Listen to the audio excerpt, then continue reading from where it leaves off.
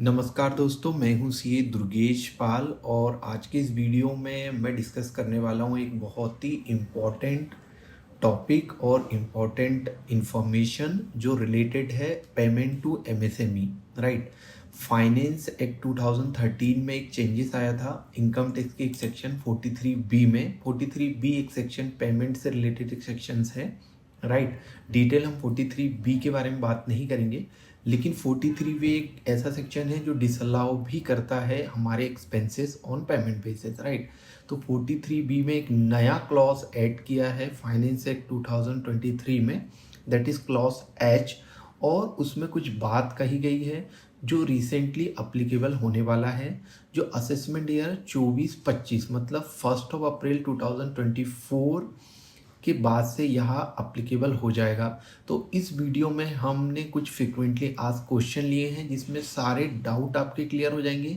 साथ ही साथ ये 43B क्लॉज H और एमएसएमई की सेक्शन 15 में जो डिटेल बताई गई है, जो लॉ बताया गया है, जो प्रोसेस बताई गई है, वो क्या है, सारा हम इस वीडियो में डिस्कस करने वाले हैं। और आपके A to Z जो एमएसएमई पेमेंट से रिलेटेड जो भी डाउट है इस वीडियो में 101% क्लियर हो जाएंगे कि भाई साहब ये जो पेमेंट विद इन 45 डेज का नया रूल आया है, ये किन किन लोगों को अप्लीकेबल है।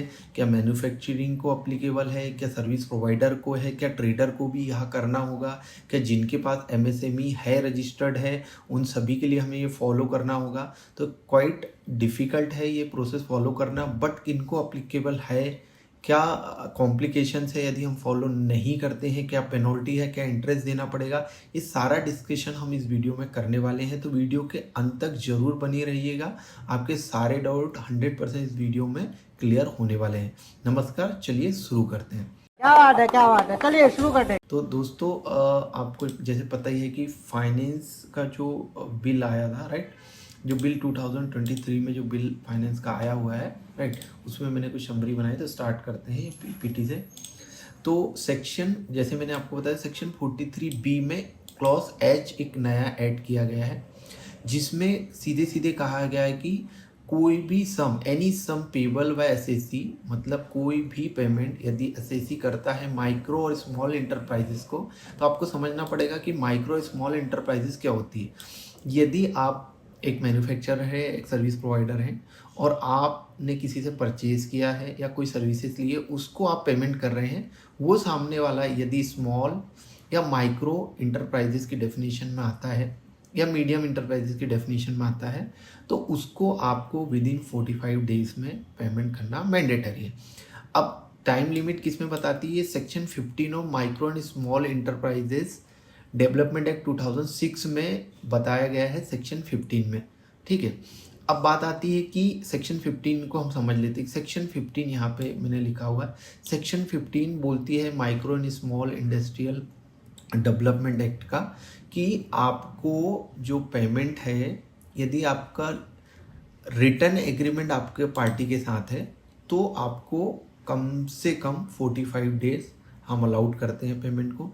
यदि कोई रिटर्न एग्रीमेंट नहीं है ना, there is no return agreement, उस केस में हम क्या करेंगे, आपको सिर्फ 15 डेज अलाउड करेंगे। देखिए, section 15 of the micro small enterprise, time as per return agreement which can not be more than 45 days. Return agreement यदि आप करते तो वो मैक्सिमम 45 डेज तक आप टाइम दे सकते हैं।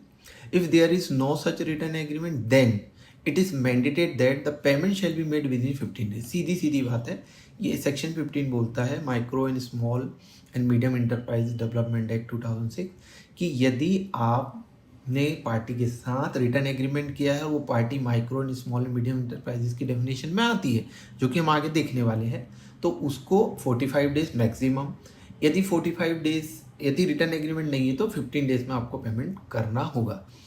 अब यदि आपने पेमेंट नहीं की है तो क्या, वो भी हम आगे डिस्कस करेंगे। यदि आपने मान लो 45 डेज के अंदर पेमेंट नहीं किया है, पार्टी को नहीं किया, करना चाहिए था, तो इसके दो कॉम्प्लिकेशन होंगे। एक, सेक्शन 43B में जो आपका टैक्स ऑडिटर होगा वो एक्सपेंस को या वो पेमेंट को डिसअलाउ कर देगा, उतने पोर्शन में आपको टैक्स लग जाएगा, और जब भी आप उस अमाउंट को पे करेंगे तब वो अमाउंट आपका अलाउड हो जाएगा। जिस year, let suppose financial year 23-24 का आपको पेमेंट करना था 45 डेज में, नहीं कर पाए, कोई बात नहीं, वो डिसअलाउ हो जाएगा। और लेकिन जब आप उसका पेमेंट कर दोगे, एक्चुअल में मान लो आपने उसका पेमेंट जुलाई में कर दिया, तो आपने यदि उसका पेमेंट कर दिया है तो पेमेंट बेसिस में वो अलाउड हो जाएगा, राइट। एक चीज और क्लॉज एच में क्या क्या पढ़, shall apply in relation to any sum which is actually paid by assessee on or before the due date applicable in case furnishing the return of income. ठीक है, ओके। तो सीधी सीधी बात है, 43BH क्लॉज पेमेंट बेसिस पे आपको allowed करेगा यदि आपने पे कर दिया 45 डेज में, तो यदि नहीं किया है तो before due date of filing of income tax return भी तब तक भी आपने पे कर दिया है तो आपको वो खर्चा अलाउड हो जाएगा। लेकिन दूसरी चीज़ एक ऐसी है जो section 15 micro small and medium enterprises development act 2006 में कहा गया है कि आपको उसको इंटरेस्ट देना होगा 45 डेज के अबाव जो डिले पेमेंट किया है उसका। अब इंटरेस्ट कैलकुलेट होगा आरबीआई का जो नोटिफाइड रेट है उस रेट के हिसाब से आपको इंटरेस्ट देना होगा, जो आगे हम डिस्कस करेंगे। तो अब बात आ जाती है कि हम 45 डेज रिटर्न है तो रिटर्न एग्रीमेंट नहीं तो 15 डेज में हमें पेमेंट करना है, नहीं कर पाए तो 43B में डिसअलाउड हो जाएगा। यदि before due date of income tax return आपने उसको पे कर दिया है तो वो अलाउड हो जाएगा उसी फाइनेंशियल ईयर में, अदरवाइज जब आप एक्चुअल में पे करोगे तब वो अलाउड हो जाएगा, करेक्ट। और डिसअलाउड अमाउंट में आपको लग जाएगा टैक्स। अब मामला आता है कि भैया पहले इंटरप्राइज कौन है, दूसरा medium small and micro enterprises कौन। ठीक है, तो एक चार्ट के थ्रू अपन चीज़ें समझते हैं। देखिए, परचेज फ्रॉम एमएसएमई, ठीक है, परचेज यहाँ पे आप समझते हैं कि आप एक ट्रेडर हैं और एक ट्रेडर है तो ट्रेडर को यहाँ अप्लीकेबल नहीं है, बहुत इंपॉर्टेंट बात है। लेकिन आपने परचेज फ्रॉम एमएसएमई किया है, ठीक है, तो हो सकता है वो मैन्युफैक्चरर हो या सर्विस प्रोवाइडर हो, सेक्शन 15 यहाँ पे आ जाती है, या माइक्रो स्मॉल और मीडियम इंटरप्राइजेस तीनों इसके अंदर है। अब आगे चले तो सेक्शन 43B इनकम टैक्स हटा जाता है। यदि आपने इस पर सेक्शन 15 और micro and small medium enterprises development act 2016 के हिसाब से रिटर्न एग्रीमेंट किया है उसके साथ, तो पेमेंट विद इन 40 डेज करना है। यदि आफ्टर 45 डेज करना है, यदि रिटर्न एग्रीमेंट नहीं है, ठीक है, रिटर्न एग्रीमेंट नहीं है तो आपको मिनिमम से मिनिमम 15 दिन का टाइम दिया जाता है। यदि पेमेंट आफ्टर 45 डेज करते हैं, allowed on the payment basis, जब आप पेमेंट करोगे तब अलाउड हो जाएगा। यदि पेमेंट विद इन कर दिए तो allowed on the accrual basis, ठीक है। वैसे ही 15 डेज की बात करते हैं, यदि विद इन 15 डेज आपने पे कर दिया कोई इशू नहीं, अलाउड हो जाएगा अक्रूवल बेसिस पे। यदि आफ्टर 15 डेज किए हैं तो पेमेंट बेसिस पे अलाउड होगा। लेकिन यदि आपने before due date of income tax return file किए तो उसी फाइनेंशियल ईयर में अलाउड हो जाएगा। अदरवाइज जिस फाइनेंशियल ईयर में आप पे करोगे ड्यू डेट के बाद तो उस फाइनेंशियल ईयर में वो आपको अलाउड हो जाएगा। लेकिन यहाँ अप्लीकेबल नहीं है ट्रेडर को, ठीक है। अब बात आती है सर कि हम किसको इंटरप्राइजेस माने कि मीडियम कौन है, स्मॉल कौन है ना, और माइक्रो कौन है। तो इसकी एक डेफिनेशन दी गई है, ठीक है। डेफिनेशन में क्या बोलती है, ये अप्लीकेबल है, क्लासिफिकेशन किया गया, क्लासिफिकेशन के हिसाब से माइक्रो कौन है, स्मॉल कौन है, मीडियम कौन है। क्लासिफिकेशन समझ लीजिए यहाँ पे। अब इसका बेस क्या है, कंपोजिट क्राइटेरिया का investment in plant and machinery and equipment and annual turnover, मतलब सेल्स और investment in plant and machinery के बेस में ही ये डिसाइड होगा, ठीक है। तो मैन्युफैक्चरिंग इंटरप्राइजेस है, मैन्युफैक्चरिंग इंटरप्राइजेस या इंटरप्राइजेस रेंडरिंग अ सर्विस, ठीक है, ट्रेडर नहीं बोला यहाँ पे कहीं पे, ठीक है। Investment in plant and micro किसको कहेंगे, यदि investment in plant and machinery and equipment जो 1 करोड़ से ज़्यादा नहीं है और टर्नओवर 5 करोड़ से कम है, मतलब investment plant and machinery less than 1 CR and the turnover is less than 5 CR, तो माइक्रो आ जाएगी। स्मॉल कौन आएगी, investment in plant and machinery and equipment not more than 10 crore and the turnover मतलब sales less than 50 crore. Medium कौन आएगी, यदि plant and machinery और इक्विपमेंट में investment not more than 50 crore and turnover less than 250 crore, ठीक है। तो ये समझ लिया आपकी स्मॉल के क्राइटेरिया क्या है, मीडियम के क्या है और माइक्रो के क्या है। ये 2 क्राइटेरिया है, investment in plant and machinery and annual turnover. इस हिसाब से डिसाइड होगा कि वो स्मॉल है, मीडियम है या माइक्रो, ठीक है। अब बात आ जाती है कि अब समझ में आ गया हमको 45 डेज में तो पेमेंट करना है यदि मीडियम, माइक्रो और स्मॉल इंटरप्राइजेस है, ठीक है। सेक्शन 15 बताती है डेज के रिटर्न एग्रीमेंट है तो 45 डेज में करना है, नहीं है तो 15 डेज में करना है। यदि before due date of income tax return आपने फाइल कर दिए तो 43B में उसी फाइनेंशियल ईयर में अलाउड हो जाएगा, otherwise next financial actual payment basis पे, ठीक है। अब बात आती है कि हमने 45 डेज के अबाउ किया, करना तो 45 डेज में था, तो इंटरेस्ट लगेगा भाई साहब आपको as per RBI notified rate, ठीक है, वो भी आगे डिस्कस करेंगे, ये चीज़ होगी। अब हम फ्रिक्वेंटली आज क्वेश्चन ले लेते हैं, उसके बाद एक समरी हम डिस्कस कर लेंगे, ठीक है। तो यहाँ से चालू हो जाते हैं। पहला क्वेश्चन है, what is the time limit specified in section 15 of MSME act 2016 और other words which is specified time limit for payment in for section 43BH। तो सीधे सीधे रिफर कर दिया गया इनकम टैक्स 43BH में कि सेक्शन 15 ऑफ MSMED एक्ट 2016 में बताया गया रिटर्न एग्रीमेंट है तो 45 डेज, रिटर्न एग्रीमेंट नहीं है भाई साहब आपका तो 15 डेज में करना होगा, सीधी सी बात। What if the agreed credit period between the buyer and the supplier is more than 45? null and void हो जाएगा। विदिन 45 मैक्सिमम लिमिट यहाँ पे गवर्नमेंट ने आपको 45 दी है। मैक्सिमम लिमिट से आपने लिख के, थोड़े से आप चतुर बन गए, लिख के आपने 90 दिन कर लिया और बोला कि नहीं यार ट्रेड 90 दिन तो नॉर्मल आई मार्केट में, नहीं, कुछ मान्य नहीं होगा। सीधे सीधे मैक्सिमम हमने आपको दिया है 45 डेज, मिनिमम हमने यदि रिटर्न एग्रीमेंट नहीं तो 15 डेज, इससे ज़्यादा नहीं है। आप रिटर्न में ज़्यादा कर लोगे वो वैलिड नहीं है, ठीक है। The delayed beyond the 45 days can be result in the compounding interest. यदि 45 डेज के बाद आप पेमेंट कर रहे हो, रिटर्न एग्रीमेंट है उस केस में, तो कंपाउंडिंग इंटरेस्ट ऑब्लिगेशन आ जाएगा। और वो कैसे आएगा? RBI नोटिफाइड रेट का 3 टाइम्स, जो भी RBI का नोटिफाइड रेट होगा उसका 3 टाइम्स आपको देना पड़ेगा मंथली रेस्ट पे। It is because of MSME override the provision of any other act और कॉन्ट्रैक्ट। मतलब एनी अदर एक्ट मतलब इनकम टैक्स एक्ट या कोई भी एक्ट बोलेगा तो ओवरराइड कर दिया पेमेंट के बारे में। और कोई आपने रिटर्न एग्रीमेंट भी कर रखा है अबाउ 45 डेज का, that is also void and null, कोई मतलब नहीं उसका, ठीक है। तो सेक्शन 15 में सीधे सीधे बता दिया गया है, कोई भी केस में पार्टी एग्रीड हो, कुछ भी हो, रिटर्न एग्रीमेंट हो तो सीधे सीधे 45 डेज हम देते हैं, यदि नहीं है तो 15 डेज देंगे, ठीक है, समझ गया होगा आपको। What is the time limit in case of buyer has objection about the quality of the good and service provider, ठीक है। यदि हमने हाँ भाई परचेज तो कर रहे हैं हम, लेकिन उसकी क्वालिटी अच्छी नहीं है गुड्स की और हमने एक्सेप्ट नहीं किया गुड, तो उस समय उस टाइम में क्या होगा? और वायर का ऑब्जेक्शन है, ठीक है। तो सीधी सीधी बात इसमें कही गई है, as per section 2B of MSME mandate payment immediately after the expiry of 45 divided from the exempt of goods. It means the buyer object of the good on the counting date will not take place until the supplier remove the objection. It time would be again, ठीक है। तो जो 45 days आपको क्या बोलता है कि भैया आपने गुड्स जब आपने एक्सेप्ट कर लिया है, यदि गुड्स आपने एक्सेप्ट कर लिया, लेट सपोज गुड्स हम एक्सेप्ट कब करते, हम रिक्विजिशन बनाते, PO बनाते और ऑर्डर दे देते। ऑर्डर बनाने के बाद हमारे पास माल आता है, माल आएगा तो हम GRN बनाएंगे, गुड्स रिसीव नोट्स बनाएंगे। GRN आपने बना लिया, गुड रिसीव कर लिया, सारी क्वालिटी चेक कर ली, गुड्स इज ओके। जिस दिन आपने गुड्स या सर्विस को एक्सेप्ट कर लिया उस दिन से 45 डेज काउंट होंगे। यदि आपने एक्सेप्ट ही नहीं किया और रिजेक्ट कर दिया तो फिर वो कोई बात ही नहीं, काउंट ही नहीं होगा। जब आपने गुड एक्सेप्ट किया तभी से आपको 45 या 15 डेज काउंट होगा।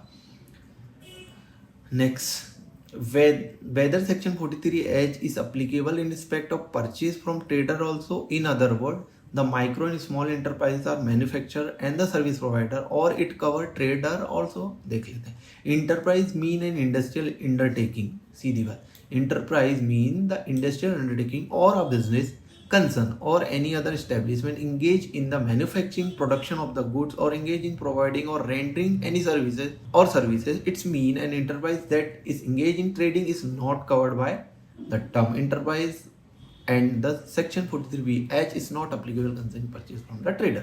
तो ट्रेडर के केस में यहाँ applicable नहीं होता। What will happen if payment to MSME enterprises is not made till 31st March of the financial year, like 31 मार्च 2024?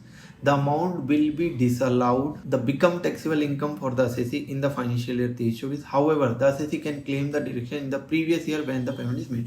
यदि क्या बोल रहा है, what happen if payment MSME enterprise is not made till, यदि कोई MSME enterprises है और हमने 31 मार्च 2024 तक उसका पेमेंट नहीं किया है तो क्या होगा? तो भैया वो डिसअलाउड हो जाएगा।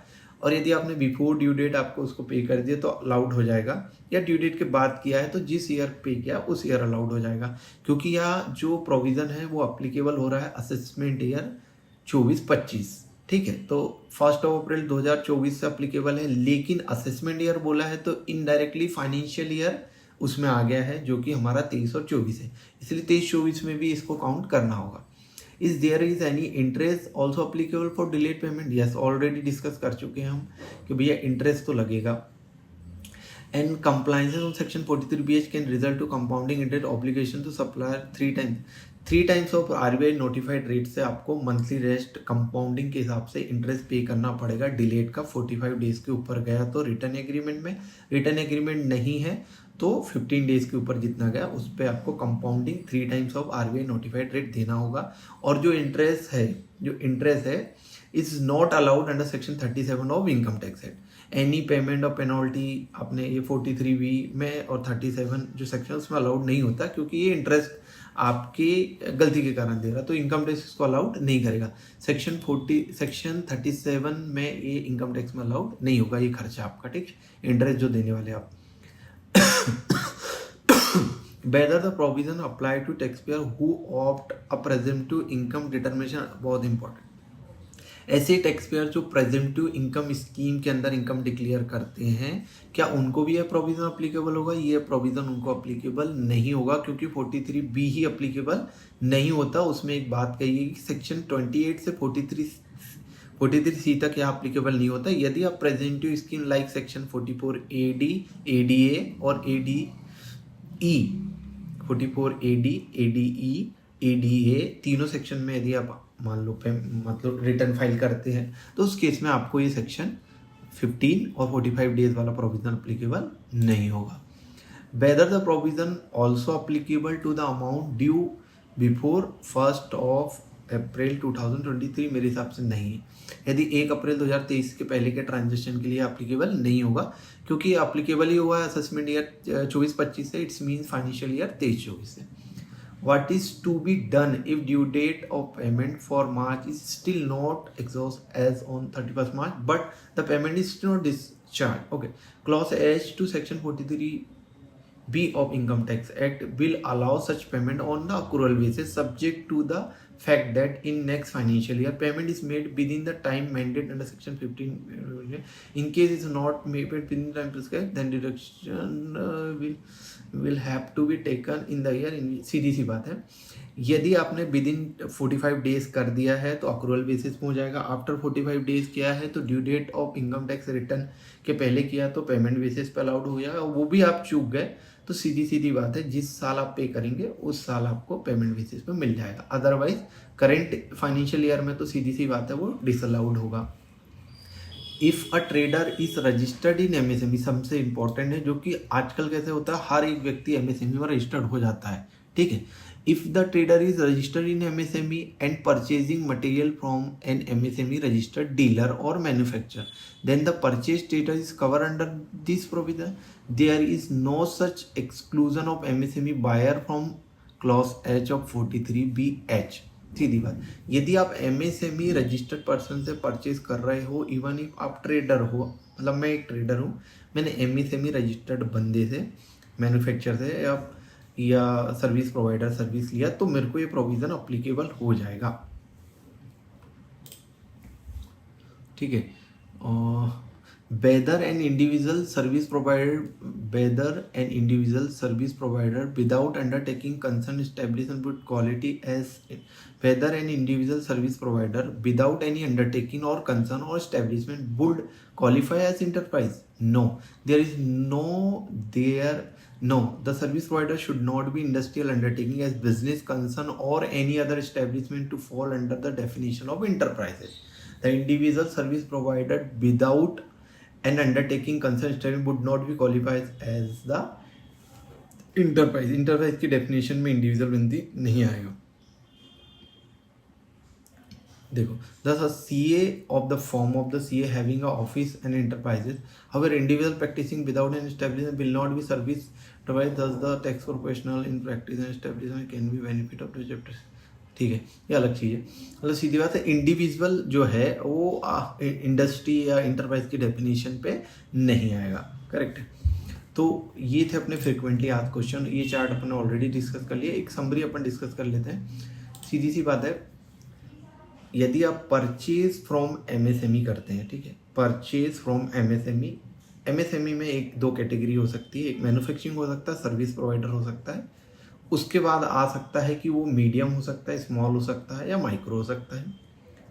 अब ये चीज़ आके तो सेक्शन 15 आ जाती है। सेक्शन 15 बोलती है कि भैया रिटर्न एग्रीमेंट है तो हम 45 दिन तक मैक्सिमम टाइम देंगे, और रिटर्न एग्रीमेंट नहीं तो 15 दिन तक बाय डिफॉल्ट। यदि इन विद इन टाइम आपने पे कर दिया तो अक्रूवल बेसिस में हम आपको डिडक्शन 43B क्लॉज H में दे देंगे।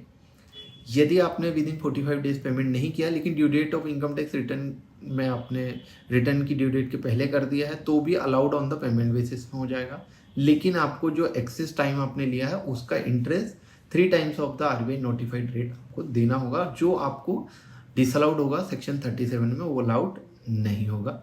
ये थी समरी, ठीक है। और ये परचेज फ्रॉम ट्रेडर हो गया तो ये अप्लीकेबल नहीं होगा, ठीक है। मैं जो पीपीटी है ये इसका लिंक भी आपको वीडियो मतलब डिस्क्रिप्शन में दे दूंगा, तो आप इसको भी रिफर कर सकते हैं। आई होप कि आपके सारे डाउट इसमें क्लियर हो गए। इवन कोई डाउट आपका बाकी है तो आप कमेंट करिए, मैं उसका रिप्लाई करने की कोशिश करूंगा।